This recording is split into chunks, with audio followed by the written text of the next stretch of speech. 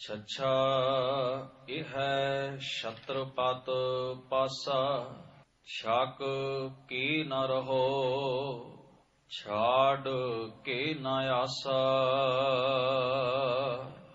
ਰੇ ਮਨ ਮੈਂ ਤੋ ਛਿਨ ਛਿਨ ਸਮਝਾਵਾ, ਤਾਹਿ ਛਾੜ ਕਤ ਆਪ ਬੰਧਾਵਾ। ਜੱਜਾ ਜੋ ਤਨ ਜੀਵਤ ਜਰਾਵੈ, ਜੋ ਬਨ ਜਾਰ ਜੁਗਤ ਸੋ ਪਾਵੈ। ਆਸ ਜਰ ਪਾਰ ਜਰ, ਜਰ ਜਬ ਰਹੈ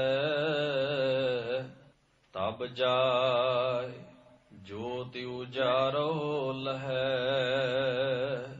ਝੱਜਾ ਉਰਜ ਸੂਰਜ ਨਹੀਂ ਜਾਨਾ,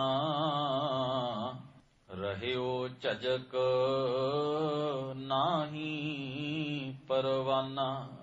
ਕਤ ਝਖ ਝਖ ਔਰਨ ਸਮਝਾਵਾ, ਝਗਰ ਕੀਏ ਝਗਰੋ ਹੀ ਪਾਵਾ। ਵਾਹਿਗੁਰੂ ਜੀ ਕਾ ਖਾਲਸਾ, ਵਾਹਿਗੁਰੂ ਜੀ ਕੀ ਫਤਿਹ।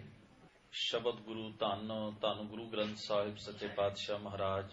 ਸਤਿਗੁਰਾਂ ਦੇ ਗੁਰੂ ਸਵਾਰੇ ਸਤ ਸੰਗੀ ਜਨੋ, ਅਕਾਲ ਪੁਰਖ ਜੀ ਦੀ ਅਪਾਰ ਬਖਸ਼ਿਸ਼ ਕਿਰਪਾ ਸਦਕਾ ਭਗਤ ਕਬੀਰ ਸਾਹਿਬ ਜੀ ਦੀ ਉਚਾਰਨ ਕੀਤੀ ਹੋਈ 52 ਅੱਖਰੀ ਇਸ ਮੁਬਾਰਕ ਬਾਣੀ ਦੀ ਲੜੀਵਾਰ ਕਥਾ ਵਿਚਾਰ ਸਤਿਗੁਰਾਂ ਦੀ ਅਪਾਰ ਬਖਸ਼ਿਸ਼ ਔਰ ਉਦਮ ਦਾ ਸਦਕਾ ਆਪਾਂ ਸਾਰੇ ਹੀ ਇਸ ਉਪਦੇਸ਼ ਨੂੰ ਰਲ ਮਿਲ ਕੇ ਸਮਝਣ ਦਾ ਯਤਨ ਕਰਦੇ ਹਾਂ।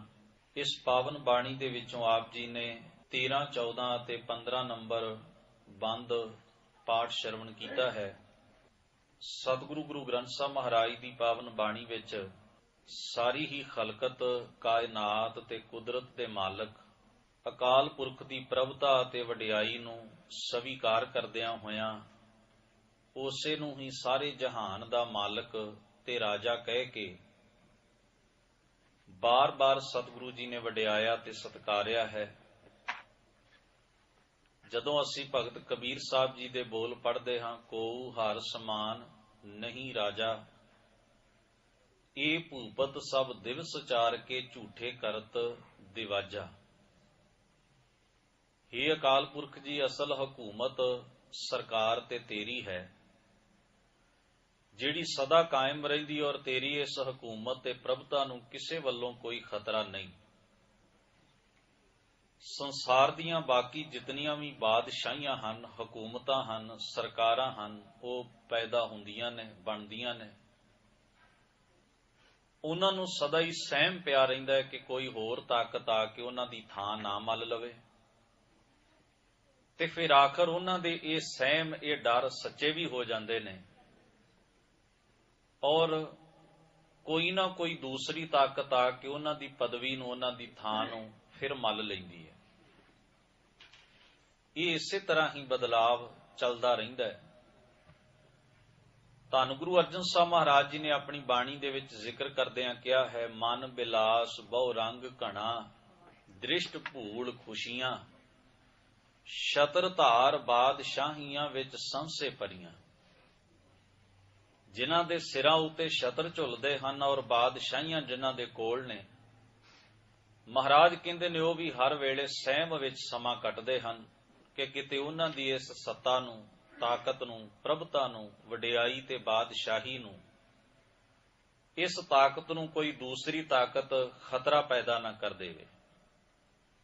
ਤੇ ਆਖਰ ਇਹ ਸਹਿਮ ਸੱਚੇ ਹੁੰਦਿਆਂ ਵੀ ਵਕਤ ਨਹੀਂ ਲੱਗਦਾ ਜਦੋਂ ਬਾਦਸ਼ਾਹੀਆਂ ਮਲੀਆ ਮੇਟ ਹੋ ਜਾਂਦੀਆਂ ਹਨ। ਇਤਿਹਾਸ ਦੇ ਪਿਛੋਕੜ ਵਿੱਚ ਚਲੇ ਜਾਈਏ ਤਾਂ ਐਸੀਆਂ ਬੇਸ਼ੁਮਾਰ ਪਾਤਸ਼ਾਹੀਆਂ ਦੀ ਉਪਜਣ ਦਾ, ਚੱਲਣ ਦਾ ਤੇ ਬਿਨ ਸਜਾਣ ਦਾ ਸਾਨੂੰ ਵੇਰਵਾ ਮਿਲਦਾ ਹੈ। ਕੁਝ ਨੂੰ ਇਤਿਹਾਸਕਾਰਾਂ ਨੇ ਕਲਮਬੰਦ ਕਰ ਲਿਆ, ਬਹੁਤ ਸਾਰੀਆਂ ਭੁੱਲ ਗਈਆਂ, ਵਿਸਰ ਗਈਆਂ, ਜਿਨ੍ਹਾਂ ਦਾ ਨਾਮੋ ਨਿਸ਼ਾਨ ਤੱਕ ਵੀ ਅੱਜ ਕਿਸੇ ਦੇ ਸਾਹਮਣੇ ਨਹੀਂ ਤੇ ਨਾ ਹੀ ਉਹ ਕਿਸੇ ਦੀ ਯਾਦ ਵਿੱਚ ਨੇ। ਰੋਮਨ ਸਾਮਰਾਜ ਦੀ ਗੱਲ ਕਰ ਲਈਏ, यूनानी साम्राज की गल कर लईए, मैसोपोटामिया की सभ्यता की गल कर लईए, हड़प्पा ते महंजोदारो की सभ्यता की गल कर लईए, बेशुमार विशाल राज भाग सभ्यतावां ते वड्डे वड्डे नगर तबाह हो गए, फना हो गए। उन्हां दे खंडरां नूं मिट्टी दे विचों खोज खोज के अज दे खोजी जन जदों उन्हां दा पुराना इतिहास लभदे हन ते दसदे हन, बड़ियां अमीर सन ये सभ्यतावां, बड़े विशाल राज भाग सन इन्हां दे, बड़े वड्डे वड्डे शहर सन और बड़े सोहणे बने हुए घर, महल, मकान, बड़े वधिया प्रबंध भी सन। पर समय दे गेड़ ने सारा कुछ खाक सार कर दिता, मिट्टी विच मिला दिता। वो भी अपनियां अपनियां बादशाहियां नूं कायम रखण वास्ते लड़दे रहे, जूझदे रहे, कतलो गारतां हुंदियां रहीआं। पर इस सहम विच कि किधरे साडी इस सत्ता नूं खतरा ना पैदा हो जाए, बड़े यतन कीते उन्हां ने, पर आखिर ओही होया। समा जिवें हर एक चीज़ नूं खा जांदा है, उन्हां नूं भी खा गया। इसे करके आखे कबीर साहब ने, ए भूपत सब दिवस चार के झूठे करत दिवाजा। संसार दी सत्ता दे हंकार विच चूर होए लोग झूठे विखाविਆਂ विच अपना समा बर्बाद कर दिंदे हन। कुदरत ने उन्हां नूं जिहड़ी वडियाई दित्ती हुंदी है, माण ते सत्कार उन्हां नूं जिहड़ा प्राप्त होया हुंदा है, उस नूं लोकां दे भले विच वरतण तों किनारा करते रहिंदे ने ते अपने झूठ, अपने दंभ, अपने विखावे, अपनी हैंकड़ और सत्ता दे नशे दे विच चूर होए जुल्मो सितम करदिआं ही अपना समा जिन्ना कुदरत ने उन्हां नूं दित्ता है लंघा दिंदे ने। ऐसे बेशुमार लोकां दा असीं इतिहास विच जिक्र पढ़दे हां जिन्हां ने ताकत नूं पा के कुछ चंगे काम कीते, उन्हां नूं अज तक लोक याद करदे ने, सत्कार दिंदे ने। जिन्हां ने सत्ता नूं पा के हैंकड़ दे नशे दे विच अपने स्वार्थ पूरे करदिआं होइआं बुराई ही खट्टी, कलंक ही खट्टे, उन्हां लोकां नूं सदियां बीत जाण तो बाद भी लानत पैंदी है। लोक उन्हां दा नाम लैंदिआं होइआं नफरत नाल, बड़े कोरे जहे ढंग नाल उन्हां दा नाम लैंदे ने। ये उन्हां दी कमाई है जो उन्हां ने खटिया है। सतगुरु गुरु ग्रंथ साहब महाराज दी पावन बाणी ने एक सुनेहा संसार दे लोकां नूं दिता। महाराज कहंदे ने, भावें कोई राजा होवे, भावें कोई प्रजा होवे, भावें कोई अमीर है, भावें कोई गरीब है, किसे कोल बहुती ताकत है, किसे कोल ताकत नहीं, वो कमजोर है। पर यह मत भुले इंसान कि समय ने सारिਆਂ ਨੂੰ आकर मेट के रख देना है, ते जदों साडी सारिਆਂ ਦੀ होनी इहो ही है, तां गुरबाणी दा साडे लई यह सुनेहा है, बंदिया दूसरे इंसान दा सत्कार, उहदे हक, उहदे अधिकार कायम रख ते उन्हां दी इज्जत कर, क्योंकि मरना तू भी है, मरना उसने भी है। जो कुदरत ने तैनू हक दिते ने उन्हां दी तू वरतों कर। जे तैनू अपने हक, अधिकार, सुतंत्रता प्यारी है ते दूसरे नू भी वो चीज उन्नी ही चंगी है। इस वास्ते जरूरी है अपने हक मान ते दूसरे दे हक्कां दा सत्कार कर। गुरु महाराज सच्चे पातशाह संसार विच एक ऐसी व्यवस्था चाहुंदे ने, इहो जिहा प्रबंध चाहुंदे ने। सतगुरां दी सोच ही यही है भी इत्थे हलेमी बेगमपुरे दी गल होए, ऊच नीच दे भेद भाव मुक जाण, तकड़ा माड़े ते जुल्म ना करे ते माड़े नूं अपने हक लैण वास्ते कतल ना होना पवे। बराबरता, सुतंत्रता, सारिਆਂ ਨੂੰ अपने अपने हक अधिकार मानण दा पूरा पूरा अख्तियार होवे, हक होवे। ये गुरु पातशाह दी सोच है। गुरु महाराज दा घोड़ संघर्ष भी इसे ही चीज वास्ते रहा है ते मगरों पातशाह दे बड़े प्यारे सिखां ने बड़ा लंबा समा जिहड़ी जद्दोजहद कीती, घालनावां ते कुर्बानियां होईयां, वो भी इसे गल बाबत होईयां, क्योंकि इस पिछे एक सोच खड़ी है, एक विचार खड़ा सी। संसार विच जे किसे नाल लड़ांगे ते स्वार्थ करके, किसे नाल बैठांगे तां स्वार्थ करके, ਸਾਡੇ ਹਰ ਇੱਕ ਕਰਮ ਵਿੱਚ ਸਵਾਰਥ ਹੁੰਦਾ ਹੈ, ਪਰ ਅਸਲ ਮਨੁੱਖ ਉਹ ਸਤਿਕਾਰ ਦਾ ਹੱਕਦਾਰ ਹੈ ਜਿਹੜਾ ਬਿਨਾਂ ਕਿਸੇ ਸਵਾਰਥ ਤੋਂ, ਭਾਵ ਜਿਹੜਾ ਨਿਰਛਲ ਤੇ ਨਿਸ਼ਕਪਟ ਹੋ ਕੇ ਚੰਗੀ ਭਾਵਨਾ ਨਾਲ ਆਪਣੇ ਵਜੂਦ ਦਾ ਸਤਿਕਾਰ ਕਰਦਿਆਂ ਦੂਸਰੇ ਦੇ ਵਜੂਦ ਹੋਣ ਦਾ ਵੀ ਸਤਿਕਾਰ ਕਰਦਾ ਹੈ। ਗਰੀਬ ਨਵਾਜ਼ ਧੰਨ ਗੁਰੂ ਗ੍ਰੰਥ ਸਾਹਿਬ ਮਹਾਰਾਜ ਦੀ ਪਾਵਨ ਬਾਣੀ ਨੂੰ ਪੜ੍ਹੀਏ। ਇੱਥੇ ਗੁਰੂ ਪਾਤਸ਼ਾਹ ਮਹਾਰਾਜ ਧੰਨ ਗੁਰੂ ਅਰਜਨ ਸਾਹਿਬ ਜੀ ਦਾ ਇੱਕ ਬਚਨ ਹੈ, ਜਿਸ ਵਿੱਚ ਹਜ਼ੂਰ ਆਖਦੇ ਨੇ, ਗੁਸਾਈ ਪ੍ਰਤਾਪ ਤੁਹਾਰੋ ਡੀਠਾ। हे ਮੇਰੇ ਮਾਲਕ ਅਕਾਲ ਪੁਰਖ ਜੀ, ਮੈਂ ਤੁਹਾਡੀ ਪ੍ਰਭਤਾ ਦੇ ਪ੍ਰਤਾਪ ਨੂੰ ਮਹਿਸੂਸ ਕਰਦਾ ਹਾਂ, ਮੈਂ ਤੁਹਾਡੀ ਵਡਿਆਈ ਨੂੰ ਮਹਿਸੂਸ ਕਰਦਾ ਹਾਂ। ਤੁਸੀਂ ਕਿੰਨੇ ਵੱਡੇ ਹੋ, ਤੁਹਾਡੀ 'ਚ ਕਿੰਨੀ ਪ੍ਰਭਤਾ ਹੈ, ਤੁਸੀਂ ਸਦਾ ਕਾਇਮ ਰਹਿਣ ਵਾਲੇ ਹੋ। ਬਾਕੀ ਤਾਕਤਾਂ ਲੋਕਾਂ ਕੋਲ ਆਉਂਦੀਆਂ ਜਾਂਦੀਆਂ ਰਹਿੰਦੀਆਂ ਨੇ। ਇੱਥੇ ਸੰਸਾਰ ਵਿੱਚ ਭਿਖਾਰੀਆਂ ਨੂੰ ਰਾਜ ਭਾਗ ਦੇ ਮਾਲਕ ਬਣਦਿਆਂ ਤੇ ਰਾਜ ਭਾਗ ਦੇ ਮਾਲਕਾਂ ਨੂੰ ਭਿਖਾਰੀ ਬਣਦਿਆਂ ਹੋਇਆਂ ਇਤਿਹਾਸ ਨੇ ਦੱਸਿਆ ਔਰ ਲੋਕਾਂ ਨੇ ਵੇਖਿਆ। ਗੁਰੂ ਅਰਜਨ ਸਾਹਿਬ ਮਹਾਰਾਜ ਕਹਿੰਦੇ ਨੇ, ਕਰਨ ਕਰਾਵਨ ਉਪਾਏ ਸਮਾਵਨ। ਇਹ ਅਕਾਲ ਪੁਰਖ ਜੀ, ਤੂੰ ਸਭ ਕੁਝ ਕਰਨ ਵਾਲਾ ਤੇ ਕਰਾਉਣ ਵਾਲਾ, ਤੇਰੀ ਸੱਤਾ ਤੇਰਾ ਹੁਕਮ ਹਰ ਜਗ੍ਹਾ ਵਰਤਦਾ ਹੈ। ਤੂੰ ਹੀ ਸਾਰਾ ਕੁਝ ਪੈਦਾ ਕਰਦਾ ਹੈ ਤੇ ਲੈ ਖਤਮ ਕਰਦਾ ਹੈ, ਨਾਸ਼ ਕਰਦਾ ਹੈ। ਆਖਦੇ ਨੇ, ਸਗਲ ਛਤਰ ਪਤ ਬੀਠਾ। ਅਸਲ ਜਿਹੜਾ ਵਡਿਆਈ ਪ੍ਰਭਤਾ ਦਾ ਛਤਰ ਤੇਰੇ ਉੱਤੇ ਝੁੱਲਦਾ ਹੈ, ਉਹ ਸਦਾ ਕਾਇਮ ਰਹਿਣ ਵਾਲਾ। ਬਾਕੀ ਤੇ ਜਦੋਂ ਬਾਦਸ਼ਾਹ ਤੁਰ ਗਏ, ਛਤਰ ਵਾਲੇ ਵੀ ਤੁਰ ਗਏ, ਬੰਦਾ ਗਿਆ ਤੇ ਪ੍ਰਭਤਾ ਨਾਲ ਹੀ ਚਲੀ ਗਈ। ਪਰ ਤੇਰੀ ਵਡਿਆਈ ਤੇ ਤੇਰੀ ਪ੍ਰਭਤਾ, ਤੂੰ ਸਦਾ ਕਾਇਮ ਰਹਿੰਦਾ ਹੈ, ਤੇਰੀ ਵਡਿਆਈ ਤੇ ਤੇਰੀ ਪ੍ਰਭਤਾ ਵੀ ਨਾਲ ਹੀ ਕਾਇਮ ਰਹਿੰਦੀ ਹੈ। ਕਦੇ ਗੌਰ ਕਰਨਾ, ਸੰਸਾਰ ਦੇ ਅੰਦਰ ਨਾ ਕੁਝ ਮਨੁੱਖ ਐਸੇ ਤਾਕਤ ਸੱਤਾ ਵਾਲੇ ਹੁੰਦੇ ਨੇ ਜਿਨ੍ਹਾਂ ਦੇ ਨਾਂ ਨਾਲ ਪ੍ਰਭਤਾ ਹੁੰਦੀ, ਜਦੋਂ ਅੱਖਾਂ ਮੀਟ ਜਾਣ ਪ੍ਰਭਤਾ ਨਾਲ ਹੀ ਚਲੀ ਜਾਂਦੀ ਹੈ, ਨਾਲ ਹੀ ਚਲੀ ਜਾਂਦੀ ਹੈ। ਉਹ ਵਡਿਆਈਆਂ, ਉਹ ਰੁਤਬੇ, ਉਹ ਮਾਣ ਸਨਮਾਨ, ਉਹ ਤਾਕਤ ਤੇ ਉਹ ਜਬੇ ਜਿਹੜੇ ਉਹਨਾਂ ਨੇ ਜੀਵਨ ਵਿੱਚ ਕਮਾਏ ਹੁੰਦੇ ਨੇ, ਉਹਨਾਂ ਦੀ ਅੱਖਾਂ ਮੀਟਣ ਦੀ ਦੇਰ ਹੈ, ਹੌਲੀ ਹੌਲੀ ਸਭ ਕੁਝ ਢਹਿੰਦਾ ਢਹਿੰਦਾ ਟਹਿ ਜਾਂਦਾ ਹੈ। ਜੇ ਸਿੱਖਾਂ ਨੇ ਇਸ ਗੱਲ ਨੂੰ ਆਪਾਂ ਸਾਰਿਆਂ ਨੇ ਬੈਠਿਆਂ ਹੋਇਆਂ ਧੰਨ ਗੁਰੂ ਗ੍ਰੰਥ ਸਾਹਿਬ ਜੀ ਦਾ ਇਹ ਬਚਨ ਸਮਝਣਾ ਹੋਵੇ ਤਾਂ ਮਹਾਰਾਜਾ ਰਣਜੀਤ ਸਿੰਘ ਦਾ ਤੁਸੀਂ ਰਾਜਕਾਲ ਦਾ ਸਮਾਂ ਪੜ੍ਹੋ। ਉਸ ਵਿਅਕਤੀ ਦੀਆਂ ਦਰਾਂ ਖੈਬਰ ਤੱਕ ਧੁੰਮਾਂ ਹਨ। ਲਾਹੌਰ ਤੋਂ ਕੂਚ ਕਰੇ ਤੇ ਕਾਬਲ ਦੇ ਵਿੱਚ ਹਫੜਾ ਤਫੜੀ ਮਚ ਜਾਏ ਵੀ ਮਹਾਰਾਜਾ ਰਣਜੀਤ ਸਿੰਘ ਨੇ ਲਾਹੌਰ ਤੋਂ ਕੂਚ ਕਰਨ ਦੀ ਤਿਆਰੀ ਕਰ ਲਈ ਹੈ। ਇੱਕ ਐਸੀ ਵੱਡੀ ਇੱਕ ਪਰਸਨੈਲਿਟੀ, ਇੱਕ ਸ਼ਖਸੀਅਤ, ਕਿੱਡਾ ਦਬਦਬਾ ਹੈ ਉਸਦਾ, ਕਿੰਨੀ ਪ੍ਰਭਤਾ ਹੈ ਉਸਦੀ। ਉਹਦੇ ਨਾਲ ਆ ਕੇ ਈਰਾਨ, ਉਹਦੇ ਨਾਲ ਆ ਕੇ ਕਾਬਲ ਦੇ ਬਾਦਸ਼ਾਹ ਹੱਥ ਮਿਲਾਉਣਾ ਚਾਹੁੰਦੇ ਨੇ, ਉਹਦੇ ਨਾਲ ਅੰਗਰੇਜ਼ ਬੈਠ ਕੇ ਮੀਟਿੰਗਾਂ ਕਰਦੇ ਨੇ। ਦੋ ਵੱਡੀਆਂ ਤਾਕਤਾਂ ਦੇ ਨਾਲ ਉਹ ਸੰਧੀਆਂ ਕਰਦਾ ਹੈ।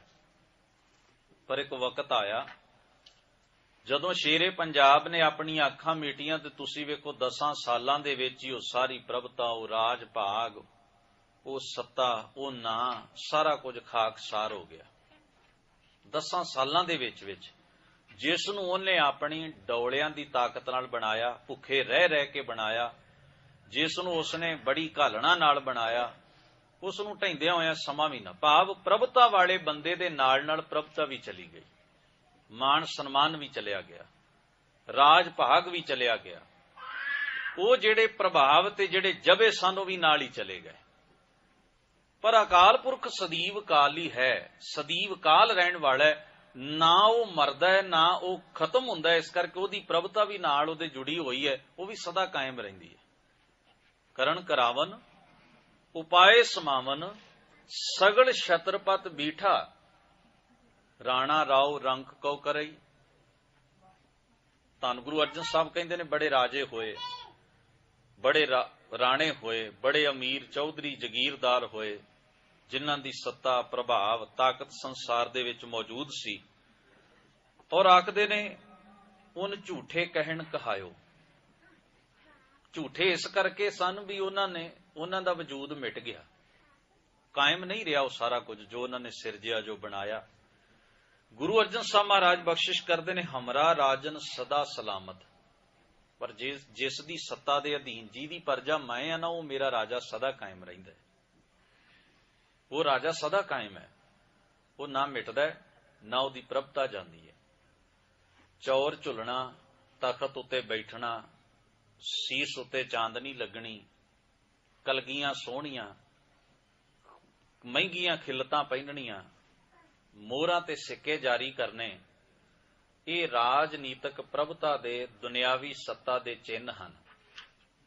ਜਿਹੜਾ ਵੀ ਬਾਦਸ਼ਾਹ ਆਉਂਦਾ ਹੈ, ਹਕੂਮਤ ਆਉਂਦੀ, ਇਹਨਾਂ ਨੂੰ ਮਾਣਦੀ ਰਹੀ, ਪਰ ਆਖਰ ਤੁਰ ਜਾਂਦੀ ਰਹੀ। ਸਤਿਗੁਰੂ ਸੱਚੇ ਪਾਤਸ਼ਾਹ ਮਹਾਰਾਜ ਧੰਨ ਗੁਰੂ ਗ੍ਰੰਥ ਸਾਹਿਬ ਜੀ ਦੀ ਬਾਣੀ ਵਿੱਚ ਇਸੇ ਕਰਕੇ ਆਖਿਆ ਗਿਆ ਹੈ, ਹੇ ਅਕਾਲ ਪੁਰਖ ਵਾਹਿਗੁਰੂ, ਵੱਡਾ ਤੇਰਾ ਦਰਬਾਰ ਸੱਚਾ ਤੁਧ ਤਖਤ, ਸਿਰ ਸ਼ਾਹਾਂ ਪਾਤਸ਼ਾਹ ਨਿਹਚਲ ਚੌਰ ਛੱਤ। ਤੂੰ ਸਿਰ ਸ਼ਾਹਾਂ ਦੇ ਪਾਤਸ਼ਾਹ ਹੈ। ਔਰ ਇੱਕ ਅਸੀਂ ਸਤਿਗੁਰੂ ਦੀ ਇਸ ਸੋਚ ਨੂੰ ਸੰਸਾਰ ਵਿੱਚ ਕਿਵੇਂ ਲਾਗੂ ਕਰ ਸਕਦੇ ਹਾਂ, ਬੜੀ ਵੱਡੀ ਗੱਲ ਹੈ। ਹੁਣ ਗੁਰੂ ਮਹਾਰਾਜ ਨੇ ਅਕਾਲ ਪੁਰਖ ਨੂੰ ਰਾਜਾ ਆਖਿਆ, ਬਾਦਸ਼ਾਹ ਆਖਿਆ, ਔਰ ਆਖਿਆ ਉਹੀ ਸੱਚੀ ਸਰਕਾਰ ਹੈ ਜਿਹੜੀ ਸਦਾ ਕਾਇਮ ਰਹਿੰਦੀ ਹੈ, ਜਿਹੜੀ ਮਿਟਦੀ ਨਹੀਂ, ਜਿਹਦਾ ਤਖਤ ਸਿੰਘਾਸਨ ਸਾਰਾ ਕੁਝ ਇਹ ਪ੍ਰਭੁਤਾ ਦੇ ਚਿੰਨ੍ਹ ਸਦਾ ਸਦੀਵ ਕਾਲ ਕਾਇਮ ਰਹਿਣ ਵਾਲੇ ਨੇ। ਇਹਦਾ ਭਾਵ ਹੈ ਵੀ ਅਸੀਂ ਸਾਰੇ ਉਸ ਰੱਬ ਦੀ ਰਿਆਇਆ ਬਣੀਏ, ਪਰਜਾ ਬਣੀਏ, ਆਪਣੇ ਆਪ ਨੂੰ ਉਹਦੇ ਸਪੁਰਦ ਕਰੀਏ।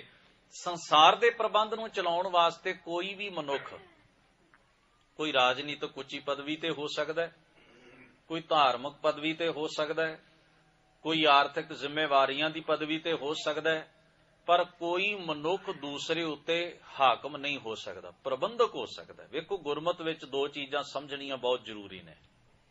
ਇੱਕ ਹੈ ਹਾਕਮ। ਹਾਕਮ ਦਾ ਅਰਥ ਹੁੰਦਾ ਜਿਹੜਾ ਹੁਕਮ ਚਲਾਉਂਦਾ ਹੈ, ਜਿਹਦੀ ਸੱਤਾ ਹੈ। ਗੁਰਮਤ ਨੇ ਹਾਕਮ ਵਾਲੇ ਸਿਸਟਮ ਨੂੰ, ਪ੍ਰਬੰਧ ਨੂੰ ਨਕਾਰਦਿਆਂ ਕਿਹਾ, ਇਹ ਇੱਕ ਬੰਦੇ ਨੂੰ ਤਾਕਤ ਦੇ ਕੇ ਤੇ ਦੂਸਰੇ ਨੂੰ ਉਹਦਾ ਗੁਲਾਮ ਬਣਾ ਦਿੰਦੀ ਹੈ। ਯਾਨੀ ਕਿ ਅਸੀਂ ਜਿਹਦੇ ਕੋਲ ਤਾਕਤ ਆ ਗਈ ਉਹਦੇ ਗੁਲਾਮ ਹੋ ਗਏ। ਇਹ ਸਿਸਟਮ ਖਤਮ ਹੋਣਾ ਚਾਹੀਦਾ ਹੈ। ਇਹ ਤਾਨਾਸ਼ਾਹੀ ਡਿਕਟੇਟਰਸ਼ਿਪ ਹੈ। ਇਹ ਧਰਮ ਦੀ ਦੁਨੀਆ 'ਚ ਵੀ ਹੈ, ਰਾਜਨੀਤੀ ਦੀ ਦੁਨੀਆ 'ਚ ਵੀ ਹੈ, ਸਮਾਜ ਸੁਸਾਇਟੀ ਵਿੱਚ ਹਰ ਰੂਪ ਵੱਖਰੇ ਵੱਖਰੇ ਰੂਪਾਂ 'ਚ ਹੈ। ਫਿਰ ਕੀ ਹੋਵੇ ਦੀ ਜਗ੍ਹਾ? ਹਜ਼ੂਰ ਨੇ ਆਖਿਆ ਨਾਜ਼ਮ ਹੋਣਾ ਚਾਹੀਦਾ। ਨਾਜ਼ਮ ਦਾ ਅਰਥ ਹੁੰਦਾ ਹੈ ਪ੍ਰਬੰਧਕ ਹੋਵੇ। ਕਿ ਕੋਈ ਰਾਜਨੀਤੀ ਦੀ ਤਾਕਤ ਤੇ ਬੈਠਾ ਤੇ ਉਹ ਇਹ ਨਾ ਸਮਝੇ ਵੀ ਬਾਕੀ ਸਾਰੇ ਮੇਰੇ ਗੁਲਾਮ ਨੇ, ਉਹ ਇਹ ਸਮਝੇ ਵੀ ਮੈਨੂੰ ਜ਼ਿੰਮੇਵਾਰੀ ਮਿਲੀ ਹੈ, ਮੈਂ ਨਿਭਾਉਣੀ ਹੈ। ਜੇ ਕੋਈ ਧਾਰਮਿਕ ਪਦਵੀ ਉੱਤੇ ਬੈਠਾ ਤੇ ਉਹ ਇਹ ਨਾ ਸਮਝੇ ਮੈਂ ਖੁਦਾ ਹੋ ਗਿਆ, ਬਾਕੀਆਂ ਦੀ ਕੋਈ ਕੀਮਤ ਹੀ ਨਹੀਂ, ਮੈਂ ਜਿਹੜਾ ਮਰਜ਼ੀ ਹੁਕਮ ਇਹਨਾਂ ਦੇ ਉੱਤੇ ਲਾਗੂ ਕਰੀ ਜਾਵਾਂ। ਗੁਰੂ ਪਾਤਸ਼ਾਹ ਨੇ ਆਖਿਆ ਤੇਰੀ ਜ਼ਿੰਮੇਵਾਰੀ ਹੈ, ਤੇਰੀ ਸੇਵਾ ਹੈ, ਤੂੰ ਇਹ ਕਰਨੀ ਹੈ। ਇਹਦਾ ਭਾਵ ਤੂੰ ਇੱਕ ਜ਼ਿੰਮੇਵਾਰ ਬੰਦਾ ਹੈ। ਦੂਸਰੇ ਮਨੁੱਖਾਂ ਦੀ ਸੇਵਾ ਕਰਨੀ, ਉਹਨਾਂ ਦੇ ਬਾਰੇ ਖਿਆਲ ਤੇ ਪ੍ਰਬੰਧ ਕਰਨਾ, ਇਹ ਤੇਰੀ ਡਿਊਟੀ ਹੈ। ਤੂੰ ਉਹਨਾਂ ਦਾ ਮਾਲਕ ਨਹੀਂ ਬਣ ਗਿਆ। ਮਾਲਕ ਇੱਕੋ ਹੀ ਰਹੇਗਾ। ਮਾਲਕ ਇੱਕੋ ਹੀ ਰਹੇਗਾ। ਅਸੀਂ ਸਾਰੇ ਆਪਣੀਆਂ ਆਪਣੀਆਂ ਜ਼ਿੰਮੇਵਾਰੀਆਂ ਵੰਡ ਲਈਆਂ। ਕਿਸੇ ਨੂੰ ਅਸੀਂ ਰਾਜਨੀਤੀ ਦੀ ਪਦਵੀ ਤੇ ਬਿਠਾਇਆ, ਕੋਈ ਧਾਰਮਿਕ ਪਦਵੀ ਤੇ ਜਿਹੜਾ ਯੋਗ ਸੀ, ਜਿਹੜੀ ਪਦਵੀ ਦੀ ਉੱਥੇ ਅਸੀਂ ਉਹਨਾਂ ਨੂੰ ਸਿਲੈਕਟ ਕਰਕੇ ਬਿਠਾ ਲਿਆ। ਉਹ ਬੰਦੇ ਇਹ ਨਾ ਸਮਝਣ ਵੀ ਅਸੀਂ ਹੁਣ ਮਾਲਕ ਹੋ ਗਏ ਆ ਤੇ ਮਨ ਮਰਜ਼ੀਆਂ ਕਰਾਂਗੇ ਤੇ ਦੂਜੇ ਬੰਦਿਆਂ ਦੀ ਕੋਈ ਔਕਾਤ ਹੀ ਨਹੀਂ ਸਾਡੇ ਸਾਹਮਣੇ। ਸਤਿਗੁਰੂ ਦੀ ਸੋਚ ਨੇ ਇਹ ਗੱਲ ਆਖੀ ਵੀ ਨਹੀਂ, ਤੁਸੀਂ ਜਿਸ ਪਦਵੀ ਤੇ ਬੈਠ ਗਏ, ਜਿਹੜਾ ਕੰਮ ਤੁਹਾਨੂੰ ਸੌਂਪਿਆ ਗਿਆ, ਉਹਨੂੰ ਸੇਵਾ ਸਮਝ ਕੇ ਕਰੋ। ਤੁਸੀਂ ਮਾਲਕ ਨਹੀਂ ਹੋ। ਇਹ ਬੜੀ ਵੱਡੀ ਉਦਾਹਰਣ ਸਾਨੂੰ ਬਾਬਾ ਬੰਦਾ ਸਿੰਘ ਬਹਾਦਰ ਦੇ ਜੀਵਨ ਵਿੱਚੋਂ ਮਿਲਦੀ ਹੈ। ਉਹਨਾਂ ਨੇ ਨਾ ਮੋਹਰ ਆਪਣੇ ਨਾਮ ਦੀ ਬਣਾਈ, ਨਾ ਸਿੱਕਾ ਆਪਣੇ ਨਾਮ ਦਾ ਜਾਰੀ ਕੀਤਾ। ਦੋ ਸ਼ਬਦ ਸਾਨੂੰ ਮਿਲਦੇ ਨੇ, ਸਿੱਕਾ ਜ਼ਾਦਬਰ ਹਰਦੋ ਆਲਮ ਫਜ਼ਲ ਸੱਚੇ ਸਾਹਿਬਸਤ, ਗੋਬਿੰਦ ਸਿੰਘ ਖੁਦ ਸ਼ਹਿਨਸ਼ਾਹ ਤੇਗ ਨਾਨਕ ਵਾਹਿਬ ਅਸਤ। ਔਰ ਦੇਗੋ ਤੇਗੋ ਫਤਿਹ ਨੁਸਰਤ ਵੇਦ ਰੰਗ ਯਾਫਤਜ ਨਾਨਕ ਗੁਰੂ ਗੋਬਿੰਦ ਸਿੰਘ। ਫਾਰਸੀ ਦੇ ਸ਼ਬਦ ਮੋਹਰ ਤੇ ਸਿੱਕੇ ਤੇ ਉਕਰੇ ਹੋਏ ਸਨ ਕਿ ਸੱਚੀ ਸਰਕਾਰ ਗੁਰੂ ਨਾਨਕ ਗੁਰੂ ਗੋਬਿੰਦ ਸਿੰਘ ਸਾਹਿਬ ਦੀ ਹੈ। ਉਹਨਾਂ ਦੀ ਰਹਿਮਤ ਨਾਲ ਦੇਗ ਤੇ ਤੇਗ ਦੀ ਫਤਿਹ ਖਾਲਸੇ ਨੂੰ ਨਸੀਬ ਹੋਈ ਹੈ। ਕਿਤੇ ਵੀ ਆਪਣਾ ਨਾਮ ਉਸ ਸੂਰਬੀਰ ਗੁਰੂ ਕੇ ਸਿੱਖ ਨੇ ਇੱਕ ਜਗ੍ਹਾ ਵੀ ਵਿੱਚ ਆਉਣ ਨਹੀਂ ਦਿੱਤਾ। ਕਿਉਂਕਿ ਮੈਂ ਤਾਂ ਸੇਵਾਦਾਰ ਹਾਂ, ਪ੍ਰਬੰਧਕ ਹਾਂ। ਹਰ ਇੱਕ ਸਿੱਖ ਨੂੰ ਉਹ ਸਿੰਘ ਸਾਹਿਬ ਜੀ ਕਹਿ ਕੇ ਸੱਦਿਆ ਕਰਦੇ, ਭਾਵੇਂ ਉਹ ਘੋੜਿਆਂ ਨੂੰ ਦਾਣਾ ਪਾਉਣ ਵਾਲਾ ਹੈ, ਭਾਵੇਂ ਉਹ ਇੱਕ ਸੇਵਾਦਾਰੀ ਦੀ ਡਿਊਟੀ ਕਰਨ ਵਾਲਾ ਹੈ, ਉਹਨੂੰ ਸਿੰਘ ਸਾਹਿਬ ਕਹਿ ਕੇ ਸੱਦਦੇ ਸਨ।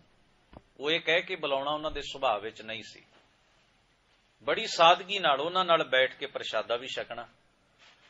ਔਰ ਆਪਣੇ ਆਪ ਨੂੰ ਉਹਨਾਂ ਨੇ ਹਾਕਮ ਨਹੀਂ ਅਖਵਾਇਆ ਵੀ ਮੈਂ ਖਾਲਸਾ ਰਾਜ ਦਾ ਬਾਦਸ਼ਾਹ ਹਾਂ। ਇਹ ਅਸੀਂ ਸ਼ਬਦ ਉਹਨਾਂ ਨੂੰ ਦਿੱਤਾ ਸਤਿਕਾਰ ਵਜੋਂ। ਉਹ ਆਪਣੇ ਆਪ 'ਚ ਸੇਵਾਦਾਰ ਰਹੇ। ਨਵਾਬ ਕਪੂਰ ਸਿੰਘ ਦਾ ਜੀਵਨ ਤੁਸੀਂ ਪੜ੍ਹੋ, ਉਹਨਾਂ ਨੂੰ ਨਵਾਬੀ ਦੀ ਖਿੱਲਤ ਮਿਲੀ। ਖਾਲਸੇ ਨੇ ਜਦੋਂ ਸਰਕਾਰ ਨਾਲ ਕੁਝ ਸਮੇਂ ਲਈ ਰਜ਼ਾਮੰਦੀ ਕੀਤੀ, ਰਜ਼ਾਮੰਦੀ ਕੁਝ ਗੱਲਾਂ ਤੇ ਹੋਈ ਤਾਂ ਨਵਾਬੀ ਦੀ ਖਿੱਲਤ ਲੈਣ ਤੋਂ ਨਾ ਕਰ ਦਿੱਤੀ। ਇਤਿਹਾਸ ਇਸ ਗੱਲ ਨੂੰ ਤਸਦੀਕ ਕਰਦਾ ਹੈ ਵੀ ਜਦੋਂ ਉਹਨਾਂ ਨੂੰ ਆਖਿਆ ਵੀ ਇਹ ਖਾਲਸੇ ਦਾ ਹੁਕਮ ਹੈ, ਤੁਹਾਨੂੰ ਇਹ ਨਵਾਬੀ ਦੀ ਖਿੱਲਤ ਲੈਣੀ ਪਏਗੀ, ਉਹਨਾਂ ਨੇ ਆਖਿਆ ਪੰਜ ਭੁਜੰਗੀਆਂ ਚਰਨੀ ਸੁਹਾਏ, ਵੀ 5 ਸਿੱਖਾਂ ਦੇ 5 ਪਿਆਰਿਆਂ ਦੇ ਕਦਮਾਂ ਨਾਲ ਸੁਹਾ ਕੇ ਮੈਨੂੰ ਦੇ ਦਿਓ, ਪ੍ਰਵਾਨ ਕਰ ਲਵਾਂਗਾ। ਕਿਉਂ ਇਸ ਤਰ੍ਹਾਂ ਕਿਹਾ? ਕਹਿਣ ਲੱਗੇ ਤਾਂ ਕਿ ਮੈਂ ਇਹ ਸਮਝਾਂ ਵੀ ਇਹ ਖਾਲਸੇ ਵੱਲੋਂ ਮੈਨੂੰ ਦਾਤ ਸੇਵਾ ਮਿਲੀ ਹੈ, ਮੈਂ ਕੋਈ ਬਹੁਤ ਵੱਡਾ ਮਾਲਕ ਨਹੀਂ ਬਣ ਗਿਆ। ਸਾਰੀ ਉਮਰ ਉਹ ਆਮ ਸਿੱਖਾਂ ਵਾਂਗ ਵਿਚਰਦੇ ਰਹੇ। ਹੁਣ ਤੁਸੀਂ ਅੰਦਾਜ਼ਾ ਲਾਓ, ਕਿੱਥੇ ਉਹ ਸੋਚ ਹੈ ਤੇ ਕਿੱਥੇ ਅੱਜ ਦੀ ਸਾਡੀ ਸੋਚ ਹੈ। ਅੱਜ ਤਾਂ ਅਸੀਂ ਸਿੱਖੀ ਦੀਆਂ ਸਾਰੀਆਂ ਸੰਸਥਾਵਾਂ ਹੌਲੀ ਹੌਲੀ ਪਲੀਤ ਕਰਨ ਤੇ ਖਤਮ ਕਰਨ ਉੱਤੇ ਜ਼ੋਰ ਦਿੱਤਾ ਹੋਇਆ ਹੈ। ਗੌਰ ਕਰਨਾ, ਅਸੀਂ ਇਹਨੂੰ ਕਵਾਂਗੇ ਜੀ ਰਾਜਨੀਤੀ ਦੇ ਮਸਲੇ ਨਹੀਂ, ਸਿੱਖੋ ਸੁਚੇਤ ਹੋਣਾ ਪਏਗਾ। ਅੱਜ ਤੁਹਾਡੇ 5 ਪਿਆਰੇ ਵੀ ਬਰਖਾਸਤ ਹੁੰਦੇ ਨੇ, ਨੌਕਰਾਂ ਵਾਂਗ ਉਹਨਾਂ ਨਾਲ ਬਿਹੇਵ ਕੀਤਾ ਜਾਂਦਾ ਹੈ। ਕਿੱਥੇ ਉਹ ਸੋਚ ਹੈ ਤੇ ਕਿੱਥੇ ਇਹ ਸੋਚ ਹੈ? ਜਿਹੜੀਆਂ ਚੀਜ਼ਾਂ ਨੇ ਸਿੱਖੀ ਨੂੰ ਪ੍ਰਫੁੱਲਤ ਕਰਨਾ ਹੈ ਨਾ, ਉਹਨਾਂ ਚੀਜ਼ਾਂ ਦੇ ਉੱਤੇ ਵਾਰ ਹੋ ਰਿਹਾ ਹੈ। ਅਸੀਂ ਇਸ ਗੱਲ ਤੇ ਚਿੰਤਾ ਕਰਦੇ ਹਾਂ ਵੀ ਕਿਸੇ ਸਿੱਖ ਦੇ ਉੱਤੇ ਹਮਲਾ ਹੋ ਜਾਏ, ਸਿੱਖ ਦਾ ਲਹੂ ਡੁੱਲ ਜਾਏ ਤੇ ਅਸੀਂ ਸਾਰੇ ਜਜ਼ਬਾਤੀ ਹੁੰਦੇ ਹਾਂ। ਪਰ ਸਾਨੂੰ ਇੱਕ ਦੂਸਰੇ ਮਸਲੇ ਤੇ ਵੀ ਸੁਚੇਤ ਹੋਣਾ ਪਏਗਾ। ਜਿੱਥੇ ਸਿੱਖੀ ਸੋਚ ਤੇ ਸਿੱਖੀ ਸਿਧਾਂਤ ਉੱਤੇ ਕੋਈ ਵਾਰ ਕਰਦਾ ਹੈ, ਸਿੱਖ ਉਹਦੇ ਪ੍ਰਤੀ ਮੈਂ ਵੇਖਦਾ ਬਹੁਤਾ ਸੁਚੇਤ ਨਹੀਂ। ਤੇ ਜੇ ਤੁਹਾਡੇ ਉਹ ਸਿੱਖੀ ਨੂੰ ਫੈਲਾਉਣ ਵਾਲੇ ਜਿਹੜੇ ਨੁਕਤੇ ਨੇ ਜਾਂ ਗੁਰੂ ਮਹਾਰਾਜ ਦੀਆਂ ਬਖਸ਼ਿਸ਼ ਕੀਤੀਆਂ ਸੰਸਥਾਵਾਂ ਤੇ ਜੁਗਤਾਂ ਨੇ, ਜੇ ਉਹ ਹੀ ਨਾ ਰਹੀਆਂ ਤੇ ਸਾਡੀ ਹੋਂਦ ਕਿੱਥੇ ਰਹੇਗੀ? ਹੁਣ ਉਸ ਵੇਲੇ ਇੱਕ ਸਾਡੇ 'ਚ ਮਹਾਨ ਪਰਉਪਕਾਰੀ ਸੂਰਬੀਰ ਜਰਨੈਲ ਹੋਏ, ਜੱਸਾ ਸਿੰਘ ਆਹਲੂਵਾਲੀਆ। ਉਹਨਾਂ ਨੂੰ ਸੁਲਤਾਨ ਉਲ ਕੌਮ ਦਾ ਖਿਤਾਬ ਜਿਹੜਾ ਸੀ ਪੰਥ ਨੇ ਦਿੱਤਾ। ਪਰ ਤੁਸੀਂ ਹੈਰਾਨ ਹੋਵੋਗੇ, ਉਹ ਸਾਰੀ ਉਮਰ ਪੰਥ ਦੇ ਸੇਵਾਦਾਰ ਬਣ ਕੇ ਜੰਗਾਂ ਯੁੱਧਾਂ ਵਿੱਚ ਵੀ ਜੂਝਦੇ ਰਹੇ। ਉਹਨਾਂ ਬੜੇ ਕਾਰਨਾਮੇ ਕੀਤੇ, ਬੜੀ ਬਹਾਦਰੀ ਸੀ ਉਹਨਾਂ ਦੇ ਵਿੱਚ, ਬੜੇ ਉੱਚ ਕੋਟੀ ਦੇ ਲੀਡਰ ਵੀ ਸਨ। ਪਰ ਸੇਵਾਦਾਰ ਵਾਂਗ, ਪੰਥ ਦੇ ਸੇਵਾਦਾਰ ਬਣ ਕੇ, ਗੁਰੂ ਦੇ ਨਿਮਾਣੇ ਸਿੱਖ ਬਣ ਕੇ ਉਹਨਾਂ ਨੇ ਆਪਣਾ ਜੀਵਨ ਬਤੀਤ ਕੀਤਾ। ਇੰਨੇ ਵੱਡੇ ਵੱਡੇ ਖਿਤਾਬ ਉਹਨਾਂ ਨੂੰ ਫਰੀ ਚ ਨਹੀਂ ਜਾਂ ਚਾਪਲੂਸੀ ਕਰਕੇ ਨਹੀਂ ਸਨ ਮਿਲੇ। ਉਹਨਾਂ ਦੀ ਸਮਰੱਥਾ ਤੇ ਉਹਨਾਂ ਦੀ ਗੁਣਾਂ ਦੀ ਪਰਖ ਕਰਕੇ ਪੰਥ ਨੇ ਉਹਨਾਂ ਨੂੰ ਇਹ ਦਿੱਤੇ ਸਨ। ਆਪਣਾ ਖੂਨ ਡੋਲ ਕੇ, ਬੜੀ ਵੱਡੀ ਕਮਾਈ ਕਰਕੇ ਉਹਨਾਂ ਨੇ ਇਹ ਖਿਤਾਬ ਜਿਹੜੇ ਸਨ ਪੰਥ ਨੇ ਮਾਣ ਦਿੰਦੇ ਆ ਉਹਨਾਂ ਨੂੰ ਦਿੱਤੇ। ਪੰਥ ਨੇ ਇਕੱਠਿਆਂ ਹੋ ਕੇ ਖਿਤਾਬ ਉਹਨਾਂ ਨੂੰ ਬਖਸ਼ੇ ਵੀ ਤੁਹਾਡੀ ਘਾਲਣਾ ਇੰਨੀ ਹੈ, ਕਮਾਈ ਇੰਨੀ ਹੈ ਵੀ ਅਸੀਂ ਤੁਹਾਨੂੰ ਇਹ ਸਤਿਕਾਰ ਦਿੰਦੇ ਹਾਂ। ਇੱਕ ਸਤਿਕਾਰ ਉਹ ਹੈ ਜਿਹੜਾ ਅਸੀਂ ਇੱਕ ਦੂਜੇ ਦੇ ਨਾਲ ਨਾ ਤਕੜੀ ਧਿਰ ਦੀ ਚਾਪਲੂਸੀ ਕਰਕੇ ਇੱਕ ਦੂਜੇ ਕੋਲੋਂ ਸਤਿਕਾਰ ਲੈ ਲਿਆ, ਇਹ ਹੋਰ ਚੀਜ਼ ਹੈ, ਇਹ ਕਿਤੋਂ ਵੀ ਲੈ ਲਓ। ਪਰ ਇੱਕ ਸਤਿਕਾਰ ਉਹ ਹੈ ਜਿਹੜਾ ਤੁਸੀਂ ਆਪਣਾ ਵਜੂਦ ਖਤਰੇ 'ਚ ਪਾ ਕੇ, ਬੜੀ ਲੰਬੀ ਘਾਲਣਾ ਘਾਲ ਕੇ, ਬੜੀ ਕਰੜੀ ਮਿਹਨਤ ਦੇ ਪਿੱਛੋਂ ਤੁਸੀਂ ਹਾਸਲ ਕਰਦੇ ਹੋ। ਅਸਲ ਸਤਿਕਾਰ ਤੇ ਉਹ ਹੁੰਦਾ ਹੈ, ਅਸਲ ਸਤਿਕਾਰ ਤੇ ਉਹ ਹੈ। ਹੁਣ ਮੈਂ ਆਪਣੇ ਆਪ ਨੂੰ ਡਾਕਟਰ ਖਵਾ ਲਵਾਂ, ਪੜ੍ਹਿਆ ਮੈਂ ਇੱਕ ਅੱਖਰ ਵੀ ਨਾ ਹੋਵਾਂ, ਤੇ ਜਿਸ ਨੇ ਬਹੁਤ ਲੰਬੀ ਪੜ੍ਹਾਈ ਕੀਤੀ ਹੈ, ਪ੍ਰੈਕਟਿਸ ਕੀਤੀ ਹੈ, ਜ਼ਿੰਦਗੀ ਦੇ ਕਈ ਸਾਲ ਲਾਏ ਨੇ, ਅਸਲ 'ਚ ਪਰਫੈਕਟ ਡਾਕਟਰ ਉਹ ਹੈ ਕਿ ਮੈਂ ਹਾਂ। ਇਸੇ ਤਰ੍ਹਾਂ ਜਿਹੜੀਆਂ ਉੱਚੀਆਂ ਪਦ ਪਦਵੀਆਂ, ਉੱਚੇ ਨਾਮ ਆਪਣੇ ਨਾਂ ਨਾਲ ਲਗਵਾ ਲੈਣੇ ਸੌਖੇ ਬਹੁਤ ਨੇ, ਬਹੁਤ ਸੌਖੇ ਨੇ। ਕਿਉਂਕਿ ਅਸੀਂ ਸਾਰੇ ਸਤਿਕਾਰ ਦੇ ਭੁੱਖੇ ਹੁੰਦੇ ਹੋਏ ਵੱਡੇ ਵੱਡੇ ਨਾਮ ਆਪਣੇ ਨਾਵਾਂ ਨਾਲ ਲਕਬ ਲਵਾ ਲੈਂਦੇ ਆ, ਡਿਗਰੀਆਂ ਲਵਾ ਲੈਂਦੇ ਆ। ਪਰ ਅਸਲ ਗੱਲ ਤਾਂ ਇਹ ਹੈ ਵੀ ਜਿਨ੍ਹਾਂ ਨੇ ਉਸ ਬਰਾਬਰ ਮਿਹਨਤ ਕੀਤੀ ਹੈ, ਘਾਲਣਾ ਘਾਲੀ, ਲੋਕਾਂ ਨੂੰ ਕੁਝ ਦਿੱਤਾ ਹੈ, ਅਸਲ ਸਤਿਕਾਰ ਦੇ ਹੱਕਦਾਰ ਤੇ ਉਹ ਲੋਕ ਨੇ। ਪਰ ਨਾਮ ਵੀ ਉਹਨਾਂ ਦਾ ਹੀ ਲਿਆ ਜਾਂਦਾ ਇਤਿਹਾਸ ਵਿੱਚ। ਕਬੀਰ ਸਾਹਿਬ ਜੀ ਬਖਸ਼ਿਸ਼ ਕਰਦਿਆਂ ਕਹਿੰਦੇ ਨੇ, ਸ਼ਸ਼ਾ ਇਹ ਹੈ ਛਤਰਪਤ ਪਾਸਾ, ਛਤਰਪਤੀ ਜਿਸ ਦੇ ਸਿਰ ਉੱਤੇ ਛਤਰ ਝੁਲਦਾ, ਭਾਵ ਜੋ ਪ੍ਰਭਤਾ ਦਾ ਮਾਲਕ ਹੈ, ਜੋ ਅਸਲ ਤਾਕਤ ਤੇ ਸਮਰੱਥਾ ਦਾ ਮਾਲਕ ਹੈ। ਕਬੀਰ ਸਾਹਿਬ ਆਖਦੇ ਨੇ ਇਸੇ ਦੇ ਪਾਸ ਹੀ, ਭਾਵ ਸਦਾ ਉਹਦੇ ਕੋਲ ਪ੍ਰਭਤਾ, ਤਾਕਤ ਤੇ ਵਡਿਆਈ ਰਹਿੰਦੀ ਹੈ। ਹੇ ਮਨੁੱਖ, ਉਸ ਤਾਕਤ ਦੇ ਮਾਲਕ ਅਕਾਲ ਪੁਰਖ ਨਾਲ ਜੁੜ। ਪਰ ਕਹਿੰਦੇ ਸ਼ੱਕ ਕੇ ਨਾ ਰਹੋ, ਤੂੰ ਉਸ ਰੱਬ ਦੇ ਨਾਮ ਉੱਤੇ ਹੇ ਬੰਦੇ ਸੰਤੁਸ਼ਟ ਕਿਉਂ ਨਹੀਂ ਹੁੰਦਾ? ਤੇਰਾ ਸਿਦਕ ਉਹਦੇ ਉੱਤੇ ਕਾਇਮ ਕਿਉਂ ਨਹੀਂ ਹੁੰਦਾ? ਤੂੰ ਪੂਰੀ ਅੰਦਰ ਦੀ ਤਾਕਤ ਨਾਲ ਉਸ ਰੱਬ ਨੂੰ ਯਾਦ ਕਿਉਂ ਨਹੀਂ ਕਰਦਾ? ਛਾੜ ਕੇ ਨਾ ਆਸਾ ਉਸ ਰੱਬ ਤੋਂ ਬਿਨਾਂ ਹੋਰ ਬਾਕੀ ਜਿਹੜੀਆਂ ਵਿਡਾਣੀਆਂ ਆਸਾਂ ਤੂੰ ਰੱਖੀਆਂ ਹੋਈਆਂ ਨੇ, ਉਹ ਵਿਡਾਣੀਆਂ ਆਸਾਂ ਤੂੰ ਛੱਡ ਕਿਉਂ ਨਹੀਂ ਦਿੰਦਾ? ਝੂਠੀਆਂ ਆਸਾਂ ਤੇ ਦਲਾਸਿਆਂ ਦੇ ਉੱਤੇ ਕਿਉਂ ਜੀਂਦਾ ਹੈ? ਉਹ ਸਿੱਖ ਰੱਬ ਦੀ ਪ੍ਰਭਤਾ ਨੂੰ ਕਬੂਲ ਕਰ, ਪ੍ਰਵਾਨ ਕਰ। ਤੂੰ ਤੇ ਦੁਨੀਆ 'ਚ ਬੰਦਿਆਂ ਨੂੰ ਰੱਬ ਬਣਾ ਕੇ, ਬੰਦਿਆਂ ਨੂੰ ਹਾਕਮ ਬਣਾ ਕੇ ਗੁਲਾਮੀ ਸਹਿ ਰਹੇ, ਇਹਦੇ 'ਚੋਂ ਬਾਹਰ ਨਿਕਲ। ਔਰ ਆਖਦੇ ਨੇ, ਰੇ ਮਨ, ਹੇ ਮੇਰੇ ਮਨ, ਮੈਂ ਤੋ ਛਿਨ ਛਿਨ ਸਮਝਾਵਾ। ਮੈਂ ਤੈਨੂੰ ਬਾਰ-ਬਾਰ ਸਮਝਾਉਂਦਾ ਹਾਂ, ਹੇ ਮੇਰੇ ਮਨ, ਤਾਹੀਂ ਛਾੜ ਉਸ ਸਰਵ ਵਿਆਪੀ ਸੱਤਾ ਦੇ ਮਾਲਕ, ਸਦੀਵ ਕਾਲ ਮਾਲਕ ਨੂੰ ਭੁਲਾ ਕੇ, ਉਹਨੂੰ ਛੱਡ ਕੇ ਕਤ ਆਪ ਬੰਧਾਵਾ।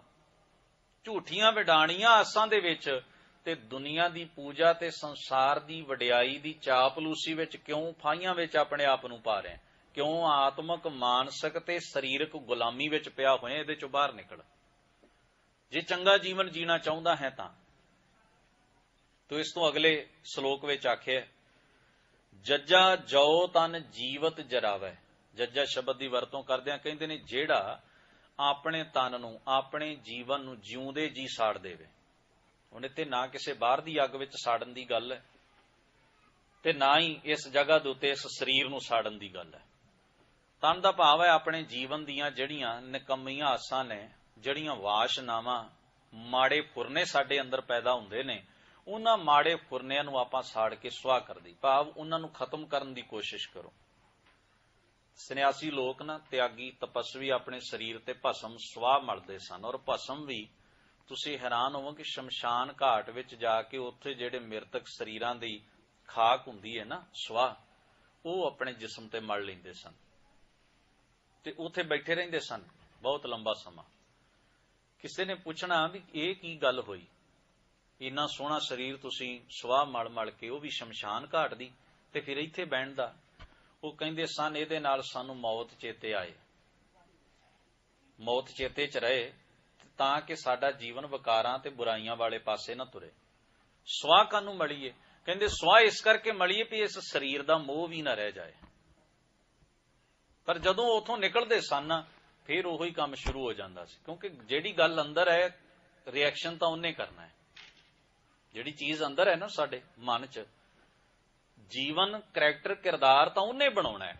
ਜਿਹੜੀ ਚੀਜ਼ ਅੰਦਰ ਪਈ ਹੋਈ ਹੈ, ਸਰੀਰ ਤੇ ਕੋਈ ਸੁਆਹ ਮੜ ਲਵੇ, ਜਿੰਨੀ ਮਰਜ਼ੀ ਮੜ ਲਵੇ, ਜੇ ਮਨ ਅੰਦਰੋਂ ਮੋਹ ਦੀਆਂ ਤੰਦਾਂ ਨਹੀਂ ਟੁੱਟੀਆਂ, ਲੋਭ ਨਹੀਂ ਛੁੱਟਿਆ, ਤਾਂ ਸ਼ਮਸ਼ਾਨ ਘਾਟ 'ਚ ਵੀ ਕਿੰਨਾ ਕੁ ਚਿਰ ਰੱਬ ਕਿਸੇ ਨੂੰ ਚੇਤੇ ਆਏਗਾ? ਬਹੁਤੇ ਲੋਕ ਤਾਂ ਉੱਥੇ ਖਲੋਤੇ ਵੀ ਬਿਜ਼ਨਸ ਦੀ ਗੱਲ ਕਰਦੇ ਨੇ,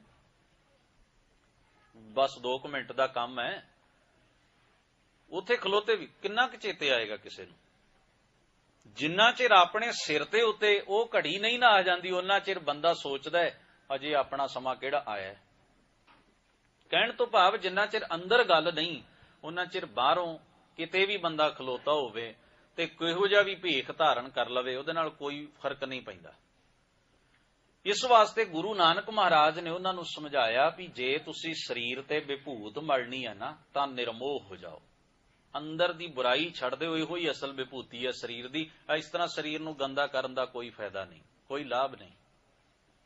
ਰੱਬ ਨੇ ਤੁਹਾਨੂੰ ਸਰੀਰ ਦਿੱਤਾ ਹੈ, ਤੁਸੀਂ ਇਸ ਨੂੰ ਖਾਕ ਵਿੱਚ ਰੁਲਾਈ। ਭਾਈ ਸਾਹਿਬ, ਭਾਈ ਗੁਰਦਾਸ ਜੀ ਤਾਂ ਬਹੁਤ ਵੱਡੀ ਗੱਲ ਕਹਿ ਜਾਂਦੇ ਨੇ।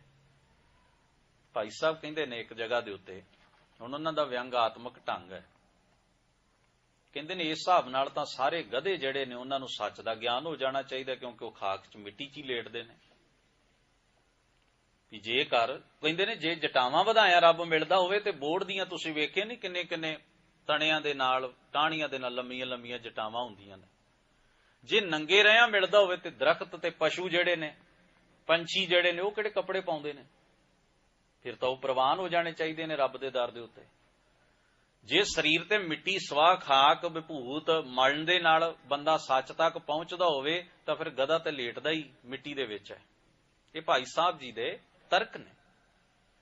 ਉਹਨਾਂ ਨੇ ਸਾਡੇ ਇਸ ਪਰਪੰਚ ਨੂੰ, ਸਾਡੇ ਵਿਖਾਵੇਬਾਜ਼ੀ ਨੂੰ, ਸਾਡੇ ਕਰਮ ਕਾਂਡਾਂ ਨੂੰ ਜਿਹੜੇ ਅਸੀਂ ਭਰਮਾਂ ਵਿੱਚ ਭੁੱਲ ਕੇ ਕਰਦੇ ਹਾਂ, ਇਹਨਾਂ ਤੇ ਤਕੜਾ ਕਟਾਕਸ਼ ਕੀਤਾ ਹੈ।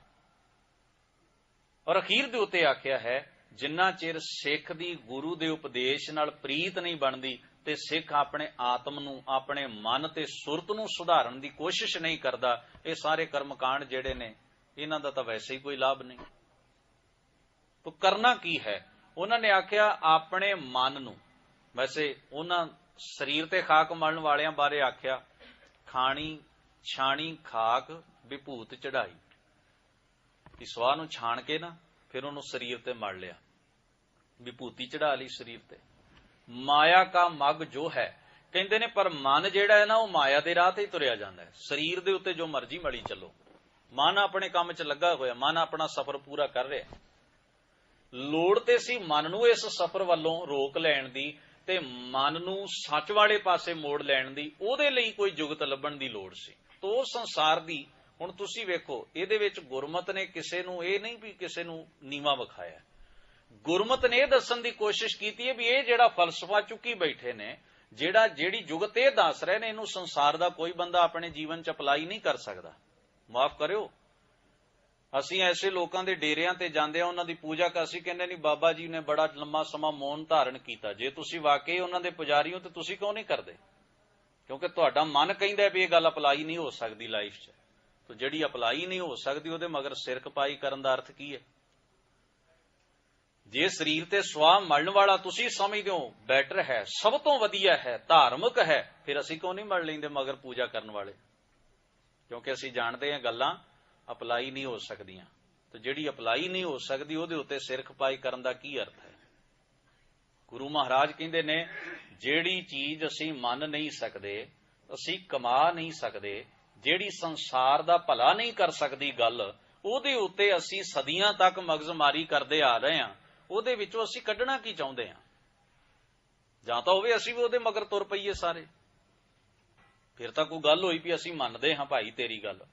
ਖਾਲੀ ਮੱਥਾ ਟੇਕ ਲੈਣ ਨਾਲ ਮੰਨ ਲਿਆ ਤੇ ਉਸ ਦੀ ਜੈ ਜੈਕਾਰ ਕਰੀ ਜਾਣੀ। ਗੁਰਮਤਿ ਨੇ ਤਾਂ ਆਖਿਆ ਇਹ ਗੱਲਾਂ ਜਿਹੜੀਆਂ ਨੇ ਇਹਨਾਂ ਦੇ ਰਾਹੀਂ ਕਿਸੇ ਨੂੰ ਸੱਚ ਮਿਲ ਹੀ ਨਹੀਂ ਸਕਦਾ।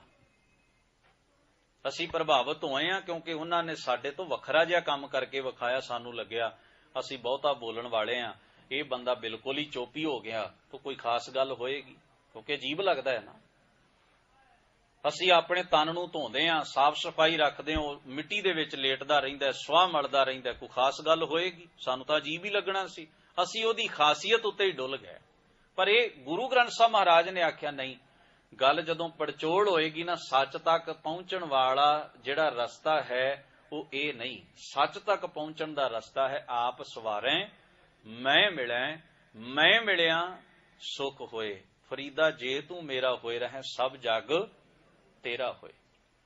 ਧੰਨ ਗੁਰੂ ਗ੍ਰੰਥ ਸਾਹਿਬ ਮਹਾਰਾਜ ਪਾਤਸ਼ਾਹ ਜੀ ਬਖਸ਼ਿਸ਼ ਕਰਦੇ ਨੇ, ਆਖਦੇ ਨੇ ਆਪਣੇ ਤਨ ਦੀਆਂ ਖੁਆਇਸ਼ਾਂ, ਜੀਵਨ ਦੀਆਂ ਆਸ਼ਾਵਾਂ ਜਿਹੜੀਆਂ ਗਲਤ ਪਾਸੇ ਦੀਆਂ ਨੇ, ਔਰ ਅੰਦਰ ਦੀਆਂ ਭੈੜੀਆਂ ਵਾਸ਼ਨਾਵਾਂ ਨੂੰ ਸਾੜ ਕੇ ਸੁਆਹ ਕਰਦੇ, ਜੇ ਕੁਝ ਸਾੜਨਾ ਹੀ ਚਾਹੁੰਦਾ ਹੈ ਤਾਂ। ਤੇ ਅਗਲੀ ਗੱਲ ਆਖੀ, ਜੋਬਨ ਜਾਰ, ਆਪਣੇ ਜੋਬਨ ਦਾ, ਜਵਾਨੀ ਦਾ, ਰੂਪ ਦਾ, ਵਿਦਵਤਾ ਦਾ, ਧਨ ਦੌਲਤ ਦਾ, ਪਦਵੀ ਦਾ, ਕੋਈ ਵੀ ਹੰਕਾਰ ਜਿਹੜਾ ਤੂੰ ਆਪਣੇ ਅੰਦਰ ਲਈ ਬੈਠਾ ਹੈ, ਇਹਨੂੰ ਵੀ ਸਾੜ ਦੇ। ਤਬ ਹੰਕਾਰ ਤੋਂ ਮੁਕਤ ਹੋ। ਤੇਰੇ ਕੋਲ ਪਦਵੀ ਹੈ ਤਾਂ ਉਹ ਪਦਵੀ ਪਾ ਕੇ ਹਉਮੈ ਵਿੱਚ, ਹੰਕਾਰ ਵਿੱਚ ਨਾ ਆ, ਤੂੰ ਸ਼ੈਤਾਨ ਬਣ ਜਾਏਗਾ। ਸਤਿਗੁਰੂ ਪਾਤਸ਼ਾਹ ਜੀ ਆਖਦੇ ਨੇ ਜੁਗਤ ਸੋ ਪਾਵੈ, ਜਿਹੜਾ ਇਹਨਾਂ ਸਾਰੀਆਂ ਚੀਜ਼ਾਂ ਨੂੰ ਸਾੜ ਕੇ ਸੁਆਹ ਕਰ ਦਿੰਦਾ, ਭਾਵ ਵਾਸ਼ਨਾਵਾਂ ਤੋਂ ਤੇ ਹਉਮੈ ਤੋਂ ਮੁਕਤ ਹੋ ਜਾਂਦਾ ਹੈ, ਉਹਨੇ ਜੀਵਨ ਦੀ ਸਚਿਆਰੇ ਚੰਗੇ ਜੀਵਨ ਦੀ ਅਸਲ ਜੁਗਤ ਲੱਭ ਲਈ। ਉਹ ਹੈ ਸਹੀ ਜੀਵਨ ਰਾਹ ਦੇ ਉੱਤੇ ਚੱਲ ਰਿਹਾ ਇਨਸਾਨ। ਔਰ ਆਖਦੇ ਨੇ ਆਸ ਜਰ ਪਾਰ ਜਰ ਜਬ ਰਹਿ, ਕਹਿੰਦੇ ਨੇ ਇਸ ਅਵਸਥਾ ਵਿੱਚ ਜਿਹੜਾ ਜੀਵ ਪਹੁੰਚ ਜਾਂਦਾ ਹੈ ਉਹ ਆਪਣਾ ਤੇ ਪਰਾਏ ਦੀ ਸਮਝ ਰੱਖ ਲੈਂਦਾ ਹੈ। ਨਾ ਉਹ ਆਪਣੇ ਧਨ ਦਾ ਹੰਕਾਰ ਕਰਦਾ ਹੈ ਤੇ ਨਾ ਉਹ ਪਰਾਇਆ ਖੋਣ ਦੀ ਕੋਸ਼ਿਸ਼ ਕਰਦਾ ਹੈ। ਵੇਖੋ ਕਿੱਡੀ ਵੱਡੀ ਜੁਗਤ ਮਹਾਰਾਜ ਨੇ ਦੱਸੀ ਹੈ ਵੀ ਜੋ ਮੇਰੇ ਕੋਲ ਹੈ ਉਹਦੀ ਵੀ ਹਉਮੈ ਨਾ ਕਰਾਂ, ਤੇ ਜੋ ਕਿਸੇ ਦਾ ਹੈ ਉਹਦੇ ਤੇ ਮੈਲੀ ਅੱਖ ਨਾ ਰੱਖਾਂ। ਹੁਣ ਜੇ ਮਨੁੱਖ ਇਸ ਜੁਗਤ ਨੂੰ ਜੀਵਨ ਚ ਵਸਾ ਲਵੇ ਤਾਂ ਝਮੇਲੇ ਹੀ ਮੁੱਕ ਜਾਂਦੇ ਨੇ।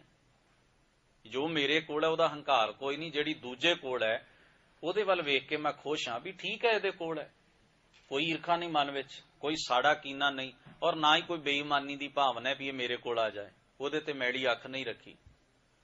ਹੁਣ ਜੇ ਇਹ ਜੀਵਨ ਦਾ ਇਹ ਸਫ਼ਰ ਸੁਚੱਜਾ ਤੈਅ ਕਰਨਾ, ਜੇ ਅਸੀਂ ਸੰਸਾਰ ਤੇ ਸੁਸਾਇਟੀ ਨੂੰ ਕੁਝ ਚੰਗਾ ਬਣਾਉਣਾ ਹੈ, ਆਖਰ ਸਮਾਜ ਤੇ ਸਾਡੇ ਨਾਲ ਹੀ ਬਣਨਾ ਹੈ ਨਾ, ਮਨੁੱਖਾਂ ਨਾਲ।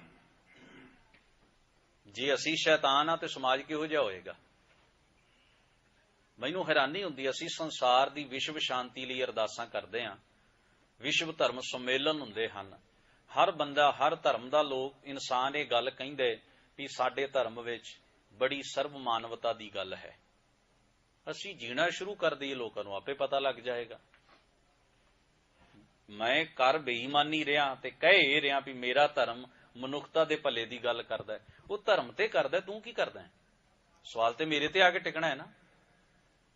इस वास्ते असी सारिਆਂ दे भले की अरदास करदियां होया, ये तां इस करके अरदास विच शब्द आउंदे ने भी नानक नाम चढ़दी कला तेरे भाणे, सिख नूं ये चेता रवे भी आ जिन्नी अरदास मैं करके आया इहदा इक्को ही मकसद है भी मैं इस योग होवां भी घट्टो घट जिन्ना चिर मैं दुनिया विच विचरना है मैं कोई बुरा ना करा, मैं चंगियाई वाले पासे ही अपना योगदान पावां, किते मेरा योगदान बुराई वाले पासे ना पैंदा रवे।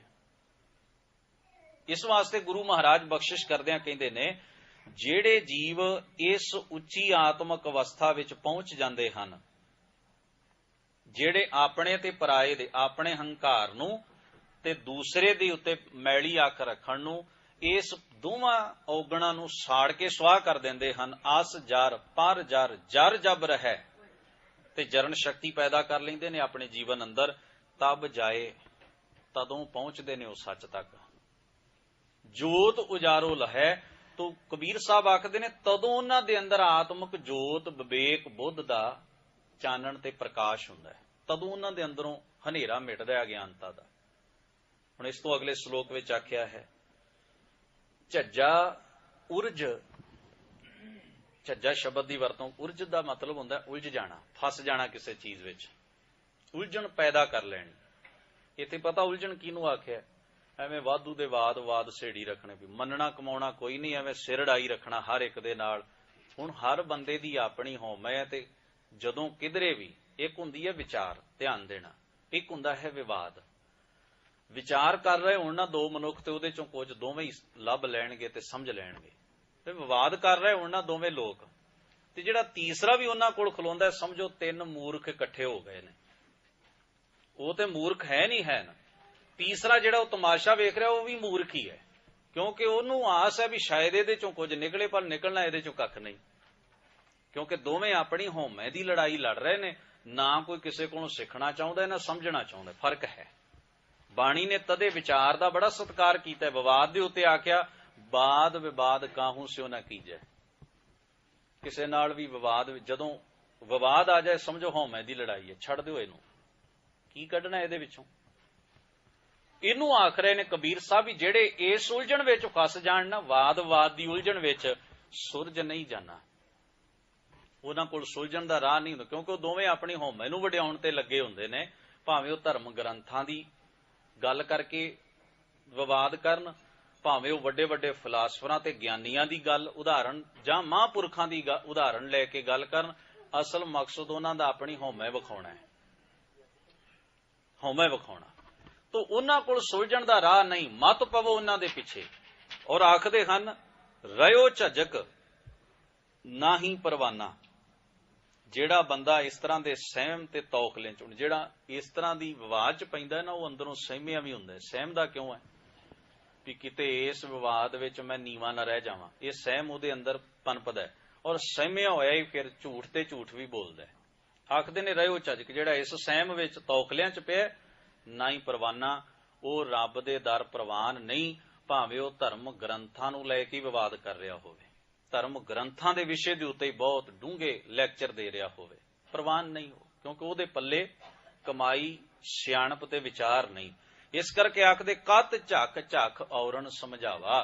ਹੇ ਵਿਵਾਦ ਕਰਨ ਵਾਲਿਆ ਕਿਉਂ ਝੱਖਾਂ ਮਾਰਦਾ ਹੈ? ਕੀ ਸਮਝਾਉਣਾ ਚਾਹੁੰਦਾ ਤੂੰ ਦੂਸਰੇ ਨੂੰ? ਕੀ ਕਹਿਣਾ ਚਾਹੁੰਦਾ ਵੀ ਤੂੰ ਸੱਚਾ ਹੈ? ਕੀ ਦੱਸਣਾ ਚਾਹੁੰਦਾ ਵੀ ਤੈਨੂੰ ਬਹੁਤ ਗਿਆਨ ਹੈ? ਆਖਦੇ ਨੇ ਝਗਰ ਕੀਏ ਝਗਰੋ ਹੀ ਪਾਵਾ। ਝਗੜਾ ਸ਼ੁਰੂ ਕੀਤਾ, ਝਗੜਾ ਹੀ ਪੱਲੇ ਰਹੇਗਾ। ਵਿਵਾਦ ਸ਼ੁਰੂ ਕੀਤਾ, ਵਿਵਾਦ ਦੀ ਪਾਂਢੀ ਚੁੱਕੇਗਾ, ਇਹਦੇ ਵਿੱਚੋਂ ਕੱਢੇਗਾ ਕੁਝ ਨਹੀਂ। ਧੰਨ ਗੁਰੂ ਨਾਨਕ ਮਹਾਰਾਜ ਪਾਤਸ਼ਾਹ ਨਾਲ ਬ੍ਰਹਮਦਾਸ ਨੇ ਗੱਲ ਕਰਨੀ ਚਾਹੀ ਤਾਂ ਧੰਨ ਸਤਿਗੁਰਾਂ ਨੇ ਪਹਿਲੀ ਗੱਲ ਇਹ ਆਖੀ, ਪੰਡਤ ਜੀ ਵਿਚਾਰ ਲਈ ਰਾਹ ਪੱਧਰਾ ਹੈ, ਵਿਵਾਦ ਨਹੀਂ ਕਰਾਂਗੇ। ਉਹ ਆਪਣੀ ਦਲੀਲਬਾਜ਼ੀ ਦਿੰਦਾ ਰਿਹਾ। ਹਜ਼ੂਰ ਨੇ ਜਿਹੜਾ ਉੱਤਰ ਦਿੱਤਾ ਉਹ ਇਹ ਸੀ, ਪੜ ਪੜ ਗੱਡੀ ਲੱਦੀਆਂ, ਪੜ ਪੜ ਭਰੀਆਂ ਸਾਥ, ਪੜ ਪੜ ਬੇੜੀ ਪਾਈ ਹੈ, ਪੜ ਪੜ ਗੱਡੀਆਂ। ਔਰ ਅਖੀਰ ਉੱਤੇ ਜਾ ਕੇ ਜੋ ਬਚਨ ਕਿਹਾ, ਨਾਨਕ ਲੇਖੈ ਇੱਕ ਗੱਲ ਹੋਰ ਹਉਮੈ ਝਖਣਾ ਚਾਕ। ਇਹ ਤਾਂ ਸਾਰੀਆਂ ਹਉਮੈ ਦੀਆਂ ਝੱਖਾਂ ਨੇ। ਲੇਖੇ 'ਚ ਤੇ ਇੱਕੋ ਹੀ ਗੱਲ ਹੈ ਵੀ ਤੁਹਾਨੂੰ ਕੀ ਸਮਝ ਆਇਆ ਤੇ ਮੈਨੂੰ ਕੀ ਸਮਝ ਆਇਆ। ਕਿਹੜੀ ਗੱਲ ਤੁਸੀਂ ਮੰਨ ਸਕਦੇ ਹੋ, ਕਿਹੜੀ ਮੈਂ ਮੰਨ ਸਕਦਾ, ਆਪਣਾ ਦੋਵਾਂ ਦਾ ਭਲਾ ਕਿਵੇਂ ਹੋ ਸਕਦਾ ਹੈ। ਅਸਲ ਗੱਲ ਤੇ ਇਹ ਹੈ, ਬਾਕੀ ਤਾਂ ਸਾਰਾ ਆਪਣੀ ਹਉਮੈ ਦਾ ਪਸਾਰਾ ਹੈ। ਇਸ ਵਾਸਤੇ ਧੰਨ ਗੁਰੂ ਗ੍ਰੰਥ ਸਾਹਿਬ ਜੀ ਕਹਿੰਦੇ ਨੇ, ਅਸੀਂ ਵਿਚਾਰਵਾਨ ਬਣਨਾ ਹੈ, ਵਿਵਾਦੀ ਨਹੀਂ ਬਣਨਾ। ਕਬੀਰ ਸਾਹਿਬ ਜੀ ਇਹ ਜੁਗਤ ਇਸ ਸ਼ਲੋਕ ਵਿੱਚ ਸਮਝਾਉਂਦੇ ਨੇ। ਸਤਿਗੁਰੂ ਕਿਰਪਾ ਕਰਨ, ਇਹ ਵਿਚਾਰ ਸਾਡੇ ਜੀਵਨ ਦਾ ਹਿੱਸਾ ਬਣੇ। ਹੋਈਆਂ ਭੁੱਲਾਂ ਚੁੱਕਾਂ ਦੀ ਖਿਮਾ ਗੁਰੂ ਗ੍ਰੰਥ ਸਾਹਿਬ ਜੀ ਬਖਸ਼ਿਸ਼ ਕਰਨ। ਸਭਨਾਂ ਦਾ ਧੰਨਵਾਦ। ਅਦਬ ਸਹਿਤ ਗੁਰੂ ਫਤਿਹ ਨਾਲ ਸਾਂਝ ਬਣਾਓ। ਵਾਹਿਗੁਰੂ ਜੀ ਕਾ ਖਾਲਸਾ, ਵਾਹਿਗੁਰੂ ਜੀ ਕੀ ਫਤਿਹ।